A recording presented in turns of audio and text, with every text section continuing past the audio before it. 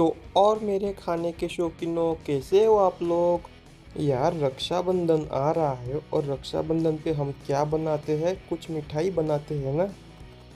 तो इस रक्षाबंधन पर मैं आपको बिल्कुल कम खोया यानी कि मावा से बिल्कुल मिठाई वाले के जैसे ही सेम टेस्ट में बालूशाही अपने घर पर ही बनाना सिखाता हूँ। तो चलिए करते हैं वीडियो को स्टार्ट।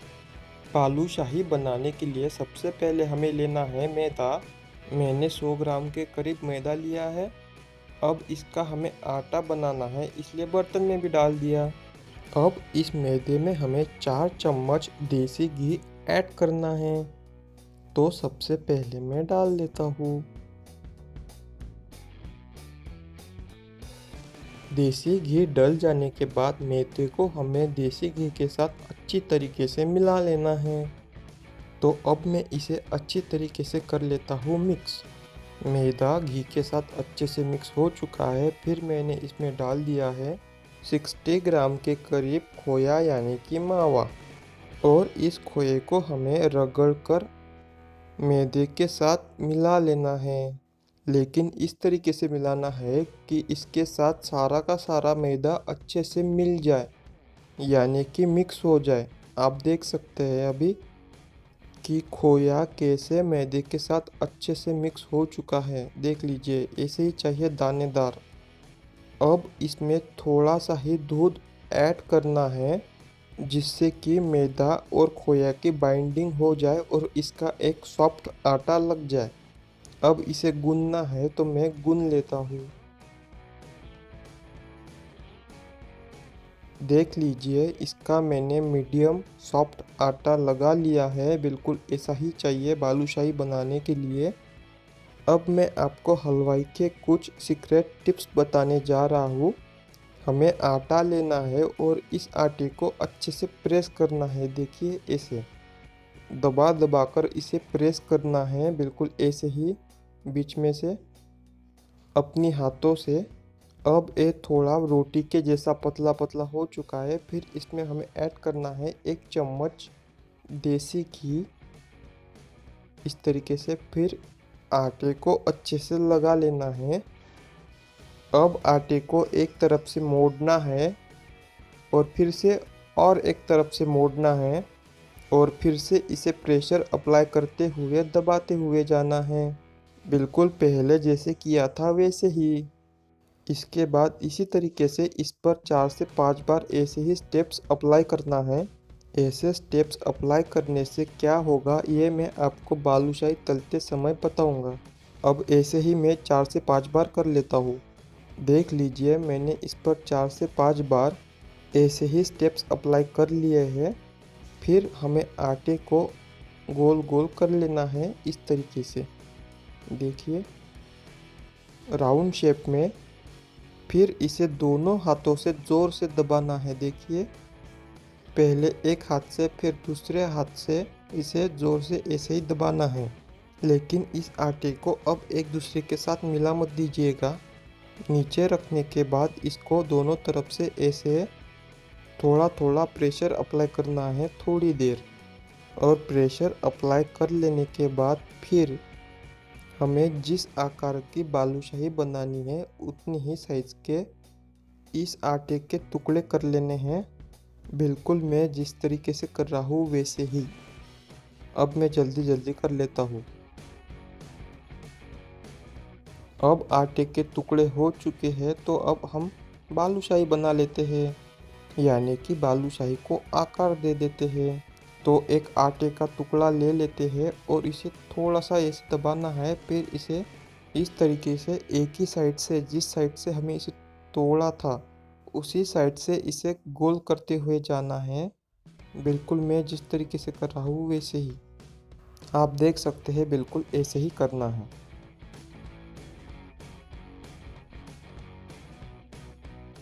आटे की लोई अब हो चुकी है। फिर इसे बीच में से ऐसे उंगली से चेक कर लेना है, बीच में से। देखिए, बिल्कुल ऐसे ही। फिर और थोड़ा बड़ा कर लेना है इस तरीके से।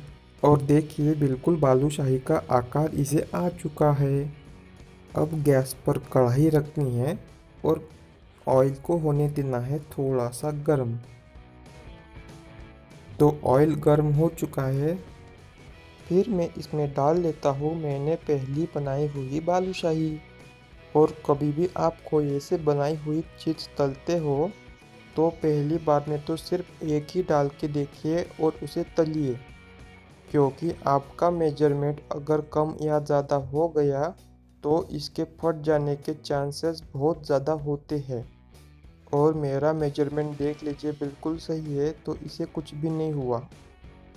अब हमने जो पहले स्टेप्स अप्लाई किए थे उससे होता क्या है कि जब आप बालूशाही को खाने जाते हो तो उसे बीच में से तोड़ने पर वो टूट के आ जाए।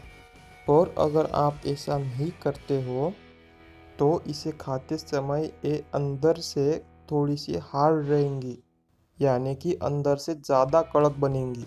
और वैसा होना नहीं चाहिए, इसलिए ऐसे स्टेप्स करना ज़रूरी होता है। और ऐसा हलवाई भी करते हैं, तभी तो खाते समय लच्छे जैसे लेयर्स उनके बाहर आ जाते हैं। इसीलिए ऐसा करना ज़रूरी होता है। और आपने बहुत वीडियो में ये भी देखा होगा कि वो सोडा भी डालते हैं थोड़ा सा, लेकिन यहाँ पे मैंने कुछ भी सोडा का इस्तेमाल नहीं किया है, क्योंकि हमने अगर बालूशाही के अंदर सोडा का इस्तेमाल किया तो वो स्पॉन्जी बनेगी और बाज़ार के जैसे मिठाई वाले के जैसे नहीं बनेगी। अब बालूशाही बन के रेडी है तो इसे निकाल लेते हैं।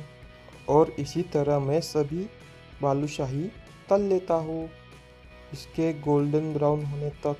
आपको अगर ज़्यादा ही स्पॉन्जी स्पॉन्जी खाना है तो आप इसके अंदर थोड़ा सा सोडे का इस्तेमाल कर सकते हैं। अब इन बालूशाही को भी तलने देते हैं। वीडियो ज़्यादा लंबी हो जाएगी, इसलिए मैंने पहले से ही चाशनी बनाकर रख ली है।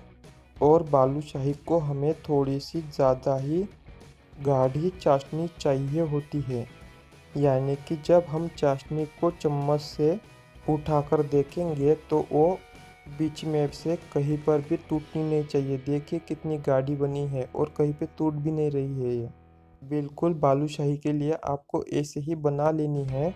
और बन जाने के बाद इसमें थोड़ी सी छोटी इलायची की पाउडर भी डाल लेनी है।